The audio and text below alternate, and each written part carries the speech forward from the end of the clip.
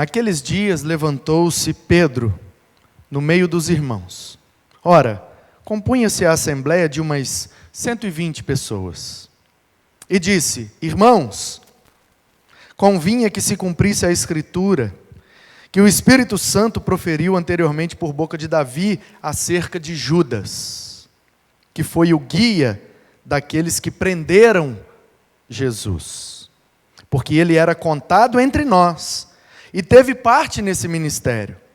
Ora, este homem adquiriu um campo com o preço da iniquidade, e precipitando-se, rompeu-se pelo meio, e todas as suas entranhas se derramaram. E isto chegou ao conhecimento de todos os habitantes de Jerusalém, de maneira que em sua própria língua, esse campo era chamado Aceldama, isto é, campo de sangue, porque está escrito no livro dos Salmos: fique deserta a sua morada, e não haja quem nela habite. E tome outro o seu encargo. É necessário, pois, que dos homens que nos acompanharam todo o tempo que o Senhor Jesus andou entre nós, começando no batismo de João até o dia em que dentre nós foi levado às alturas, um destes se torne testemunha conosco da ressurreição. Então propuseram 2, José, chamado Barsabás, cognominado Justo, e Matias.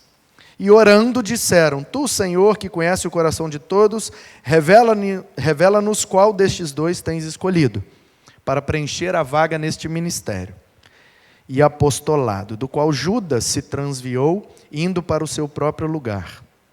E os lançaram em sortes, vindo a sorte recair sobre Matias, sendo-lhe então votado lugar com os 11 apóstolos. Amém. Eu li a história completa porque é a história do traidor. Nós estamos no mês de outubro trabalhando esse tema, Jesus, o amigo verdadeiro. E já vimos que ele é um amigo verdadeiro, diferente dos falsos. Já vimos que ele é o amigo que nos chama. Já vimos que ele é o amigo que nos sustenta. Já vimos que ele é o amigo que nos estende a mão. E hoje nós acabamos de ver que ele é o amigo traído. Porque quando Judas, talvez você percebeu na ênfase que eu dei ao ler a palavra, quando Judas chega para entregá-lo com um beijo, ele chama Judas de amigo. Amigo, com um beijo, traíste o filho do homem? Pergunta ele, registrado em outro evangelho. Chama de amigo. Se eu não me engano é o versículo 50 que nós lemos, do capítulo 26. Jesus é o amigo traído. E no próximo domingo ele será o amigo negado. Porque depois que Judas o traiu, Pedro o negou por 3 vezes. E aí eu fico pensando, quantas vezes nós já não fomos traídos pelos amigos? Amigos. Amigos que traem com um beijo. Gente que na sua frente te beija, mas por trás está te vendendo por 30 moedas de prata. Qual é o preço que estão pagando pela traição da nossa amizade? E aí nós vimos qual foi o resultado. Judas se arrependeu, teve um remorso tão forte, não soube lidar com a pressão causada por aquela atitude equivocada, que chegou a tirar a sua própria vida. E aí lá no Evangelho diz que ele retirou-se para se enforcar. Já no livro de Atos diz que ele foi precipitado e caindo, teve o seu corpo partido e as suas entranhas ficaram expostas. Alguns veem nesse registro uma contradição. Mas ele se enforcou ou ele caiu de um precipício? As duas coisas. Essas duas informações, elas não são contraditórias, elas são complementares. Ele se enforcou e ou a corda se rompeu, ou o galho se quebrou, ou onde ele se enforcou era perto, talvez de um barranco ou de um lugar mais alto, e ele então, após se enforcar, cai no lugar lá mais baixo, de onde ele se enforcou. A Bíblia não dá detalhes, talvez uma árvore, talvez uma coluna de uma casa, a gente não sabe ao certo, mas me parece, com essas duas informações, que elas estão se completando. Ele se enforca num lugar mais alto, e com o romper da corda, ou com a quebra, ele pulou para se enforcar, e alguma coisa aconteceu que ele foi precipitado num lugar mais baixo, e caindo naquele lugar, então ele é ferido, e as suas entranhas são expostas. Provavelmente um lugar alto, quando ele caiu lá embaixo, ele espatifou. O foco aqui não é essa possível contradição, é só mesmo para te explicar. Mas o foco aqui é a pessoa, o caráter e, sobretudo, a atitude de Jesus no momento em que foi traído. Por isso que Jesus é realmente nosso amigo verdadeiro. Porque, mesmo quando nós o traímos, ele permanece nos chamando de amigos. Note que o Judas já havia o traído. Quando eles estavam ceando, Jesus já tinha dito: um dentre vós vai me trair. E eles começaram a especular: será que sou eu? Será que sou eu? Será que sou eu? Será que sou eu? E o texto registra que o Judas perguntou por último. Pois que todo mundo perguntou: sou eu, mestre? Sou eu? Sou eu? Sou eu? Aí ele, para não ficar diferente, será que sou eu? Mas ele sabia, e Jesus sabia, porque ele já estava com as moedas no bolso, ele já tinha recebido o preço da traição. E aí eu vejo aqui a primeira atitude de quem trai Jesus: fazer de bobo. Conhece gente que faz de bobo? Eu? Será que eu estou errado? Eu? Não, tudo bem, eu sei que eu não sou santo, eu não sou perfeito, mas eu? Faz de bobo não, rapaz. Você mesmo, você sabe o que você falou, você sabe o que você fez, é você mesmo. Que é isso? Fazendo de bobo, será que sou eu, mestre? Já estava com as moedas no bolso, miserável. Fazendo de bobo. Que é isso? Ei, Jesus sabe de tudo. A gente pode enganar o marido, pode enganar a esposa, a gente pode enganar o pai, a gente pode enganar os filhos, a gente pode enganar o pastor, a gente pode enganar o professor, a gente pode enganar o patrão, a gente pode enganar o chefe, a gente pode enganar quem nós quisermos, mas a Jesus ninguém engana. Judas, com a moeda no bolso, ele enganou os 11, mas Jesus disse: um aí vai me trair. Sou eu, sou eu, sou eu. Os 11 perguntaram de forma coerente. Eles realmente não sabiam de nada. Ai, meu Deus, será que sou eu? Porque, conhecendo a sua limitação humana, poderia ser qualquer um. Assim como pode ser eu e você. No dia a dia, na nossa rotina, nos nossos afazeres, naqueles momentos em que a gente tem que se firmar para obedecer a Jesus e a gente se deixa levar pela situação, pela circunstância, pelas pessoas, e acaba desagradando a Jesus para não desagradar as nossas companhias. Será que isso também não seria uma maneira de trair a Jesus? Trair a sua confiança? Trair a sua amizade? Quantas vezes eu e você, por causa das amizades humanas, traímos a nossa amizade divina com Jesus? E muita gente fica como Judas, fazendo de bobo. Fazendo de bobo. Será que sou eu? Com as 30 moedas no bolso e perguntando: será que sou eu? E aí, a segunda coisa que eu vejo aqui no texto que nós lemos é o remorso. Pode fazer de bobo na frente dos outros. Sou eu? Será que sou eu? Bom, todo mundo perguntou, deixa eu perguntar também, para ninguém desconfiar que sou eu. Não, mas eu vou dar conta, eu vou saber lidar com isso. Eu vou fingir que não foi eu, e aí quando eu chegar lá, eu vou dar um beijo nele. É um código secreto, a quem eu beijar, ele é Jesus. E aqui eu vejo uma característica de Jesus que me encanta demais. Jesus era tão simples e tão comum, que não dava para diferenciar ele dos discípulos, os discípulos dele.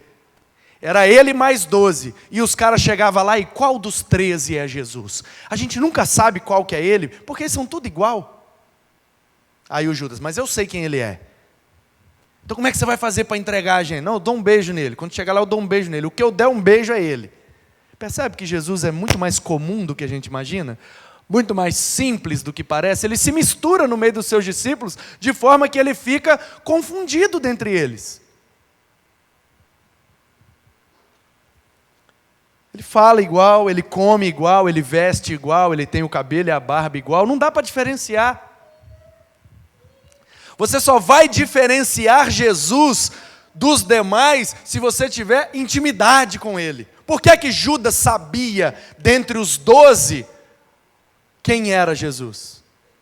Porque ele conviveu com Jesus, ele comeu com Jesus, ele andou 3 anos com Jesus, ele teve intimidade. Portanto, nas situações da vida, a gente só vai discernir o que é de Deus e o que não é, o que é mover de Jesus e o que não é, o que é vontade de Jesus e o que é vontade humana, se nós tivermos intimidade com Ele. E aí os guardas do templo vêm com sangue no zóio para prender Jesus. E Judas o entrega com um beijo. Receber um beijo de um amigo é coisa boa ou ruim? Hein? Boa. Muitos de nós estamos fazendo coisas boas e, apesar disso, estamos traindo a amizade. Mas não tem nada a ver. Mas isso aqui não faz mal. É um beijo. Que mal tem num beijo? Mas quando o propósito do beijo é trair o Filho do Homem, mesmo o que é bom, passa a ser mal por causa do propósito envolvido. Tem muita coisa que a gente faz que não é errado, mas o propósito, a motivação é equivocada, e aí dá no mesmo. Dá no mesmo. Eu me lembro uma vez, no início do meu ministério, eu estava cheio de boa vontade.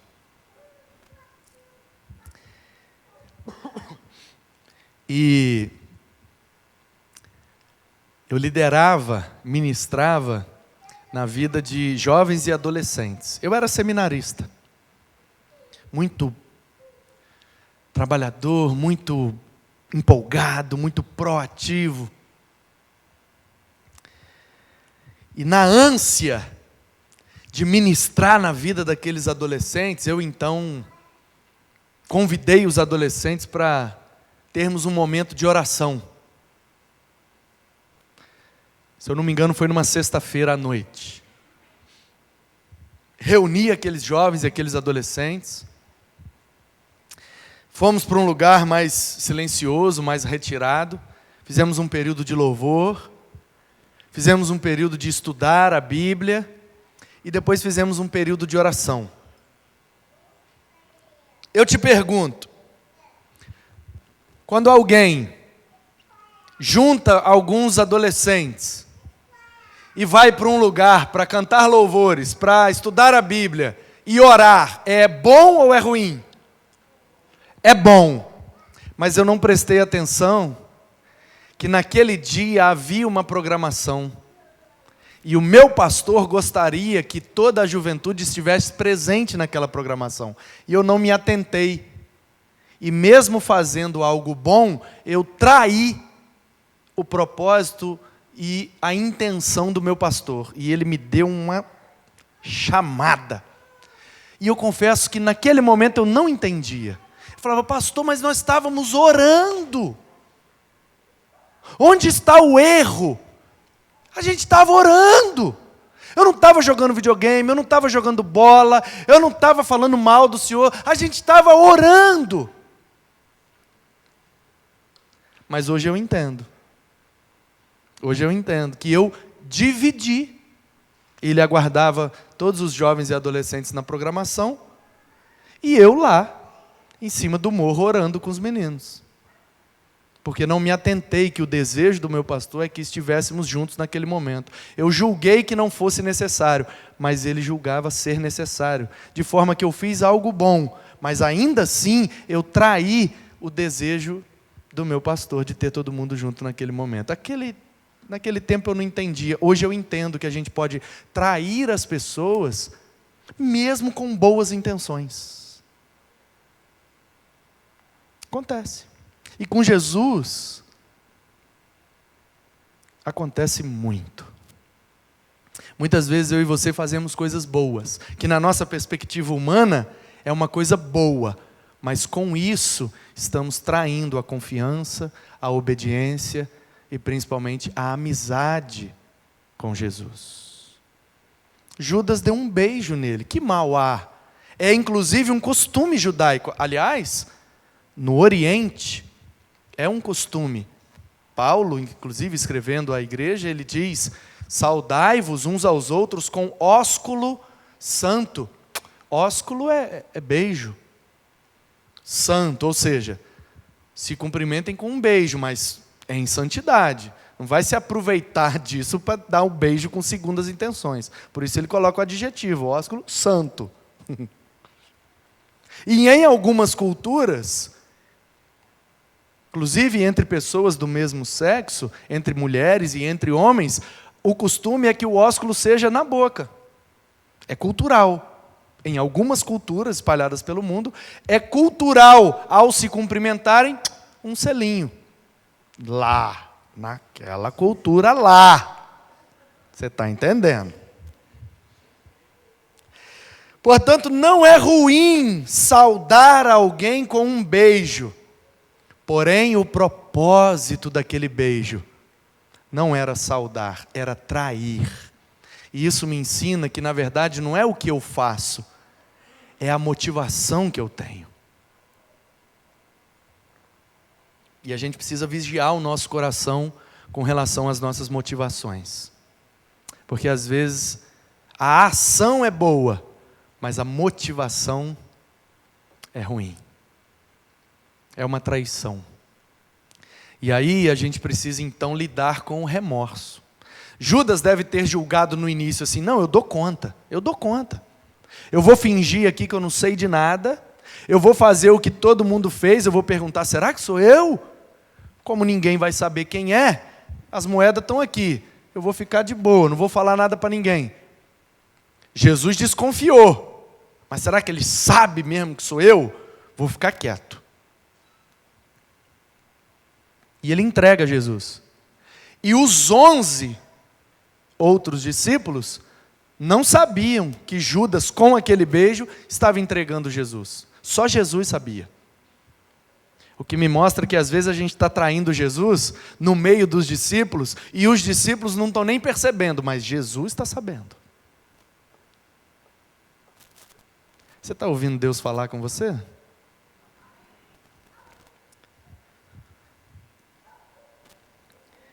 E aí, meus queridos, o problema de trair a Jesus é que a gente sempre acha que a gente vai dar conta. Não, isso aqui eu peço perdão, depois eu resolvo. Não, isso aí depois eu ajeito, depois eu acerto, depois eu vejo. Não, isso aí eu vou dar um jeito, eu vou resolver. E a gente vai empurrando com a barriga assim, eu vou dar um jeito, eu vou dar conta. Só que o remorso quando bate, ele bate pesado. E a gente fica negociando a nossa amizade com Jesus, traindo Jesus nas pequenas coisas, achando que vai dar conta de lidar com o remorso depois. Só que o remorso é uma bola de neve que cresce dentro da nossa alma, até empestear a gente por inteiro. E foi o que aconteceu com Judas. Ele não deu conta de lidar com o remorso. Não caia nesse equívoco, nessa cilada do inimigo. Esse pensamento é diabólico. Eu vou trair Jesus, eu vou pecar, eu vou errar, eu vou fazer. Agora eu quero, eu não estou conseguindo, é mais forte que eu. Depois eu resolvo. Não caia nisso. Isso é uma cilada. Você não vai conseguir lidar, você não vai conseguir administrar. Isso vai corroer sua alma e vai te botar no fundo do poço. E o Judas não conseguiu lidar com o remorso, de tal forma que chegou às últimas consequências. Ele tirou a própria vida. Eu fico imaginando se Judas tivesse se arrependido. Será que Jesus teria perdoado a Judas? O que é que vocês acham? Conhecendo Jesus como nós conhecemos nas Escrituras. Se Judas volta lá, joga as moedas no pé dele, ajoelha e diz: Senhor, pequei contra o céu, pequei contra ti, entreguei um homem injustamente, o Senhor é santo, puro, perfeito, eu não estou sabendo lidar com esse remorso, eu preciso que o Senhor me perdoe. Vocês acham que Jesus ia dar uma chicotada nele e botar ele para correr? Ou Jesus ia abraçar e dizer: amigo, estás perdoado? No domingo nós vamos ver o Pedro, que teve uma atitude semelhante, ele negou a Jesus. Porque Judas foi precipitado e morto, e Pedro se tornou o primeiro grande líder do cristianismo, cujo primeiro sermão converteu 3.000 pessoas. Qual a diferença de Judas para Pedro? O arrependimento. Ao bater o remorso, Pedro se arrependeu. Voltou a ser usado por Deus. E foi instrumento de Deus até o dia de sua morte.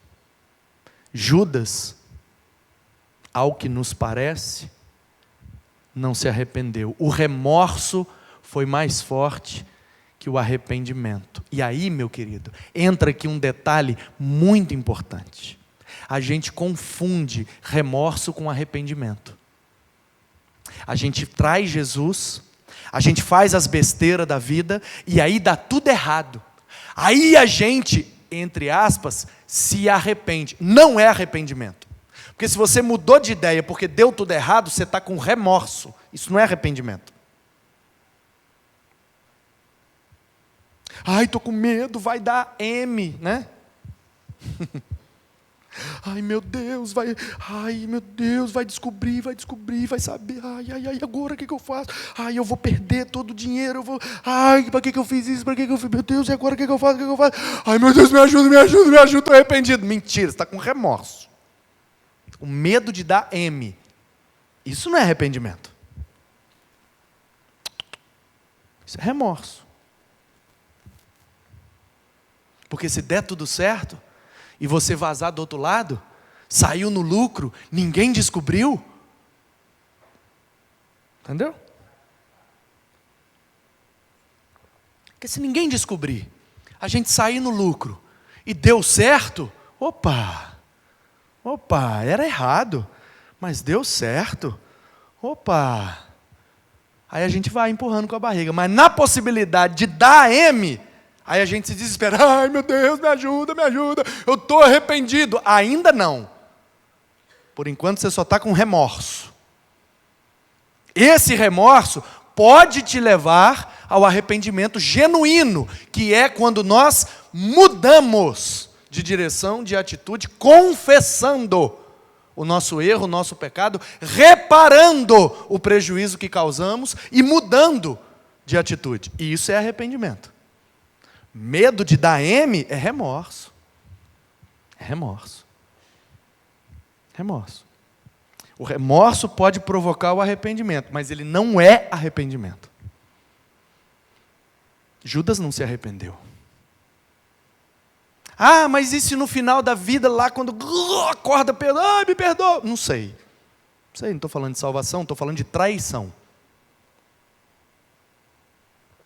Quando nós traímos a Jesus, consequentemente nós atraímos para o nosso coração um sentimento de remorso. Para que eu fiz isso? Que besteira que eu fiz. Vai dar M. E eu não aprendo. De novo, meu Deus, mas de novo.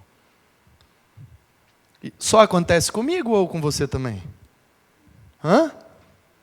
Tem seres humanos aqui ou só eu? Essa é a nossa vida, irmãos.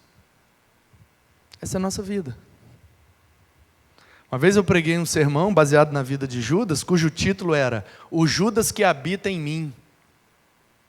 A quantidade de vezes na minha vida cristã que da mesma forma, espiritualmente, eu traí Jesus. Qual é a diferença do Judas para mim? Por que eu ainda estou vivo? Porque eu estou disposto a me arrepender.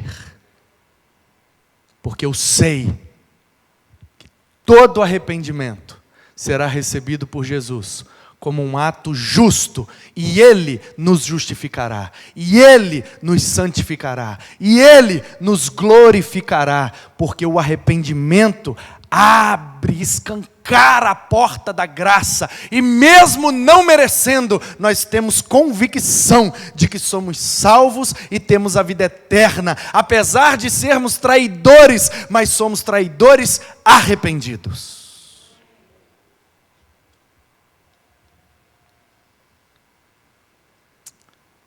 Essa é a diferença.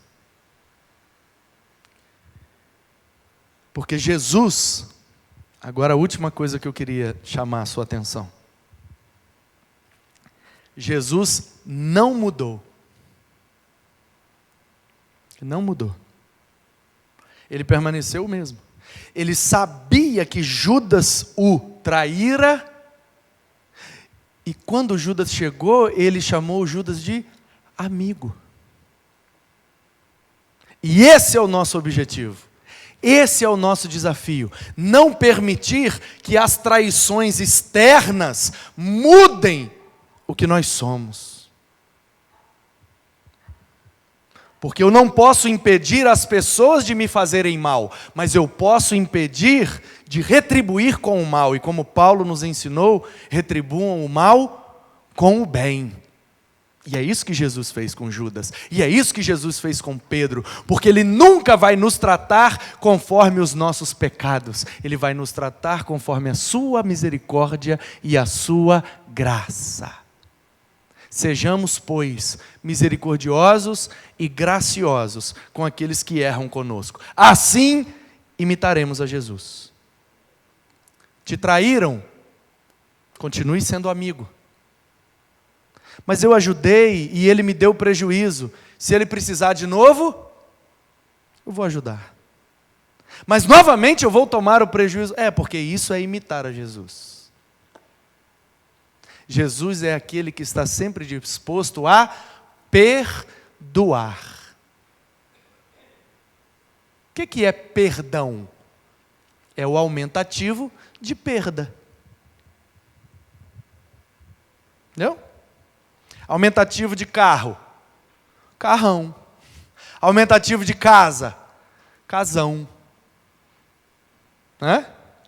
Aumentativo de perda, perdão. Todo perdão é uma perda irreparável. Você abre mão, você assume o prejuízo. Isso é perdoar. É isso que Jesus faz com a gente todo o santo dia. Todo santo dia, Ele nos perdoa, Ele fica com o prejuízo.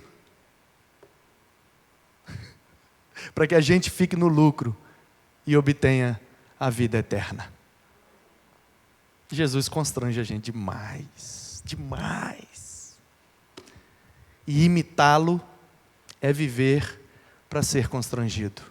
É viver para ser traído, é viver para ser negado. E não permitir que isso mude o nosso caráter. Porque se o que me acontece muda quem eu sou, eu não sou de fato aquilo. O que vai provar quem realmente somos é o que somos na dificuldade, na adversidade. Como eu tenho tratado aqueles que têm me traído? Como Jesus? Essa é a reflexão que precisamos fazer. Porque Jesus é o amigo traído. E às vezes a gente olha para o Judas e fica condenando o Judas. Esse Judas era um miserável, vagabundo. Como é que faz de bobo desse jeito? Com as moedas no bolso. E a gente não percebe que, na verdade, cada um de nós tem um pouco de Judas. Porque cada um de nós, em alguma área e em algum momento, tem traído Jesus. Traído Jesus na sua espiritualidade, traído Jesus no seu viver diário, traído Jesus todas as vezes que você o desobedece, mesmo sabendo o que é certo, insiste no errado, e por isso muitas vezes não sabe lidar com o remorso. Portanto, arrependa-se, abrace a Jesus. Arrependido, Ele vai te perdoar, vai te dar um beijo, vai te chamar de amigo e vai usar você no ministério para que Ele seja glorificado. Essa é a mensagem do Evangelho para nós. Por isso que Jesus é o amigo verdadeiro. Porque mesmo que a gente venha traí-lo, Ele está disposto a nos abraçar, nos perdoar e continuar nos chamando de amigo. Louvado seja Jesus, nosso amigo verdadeiro. Aquele que não muda, apesar das nossas traições.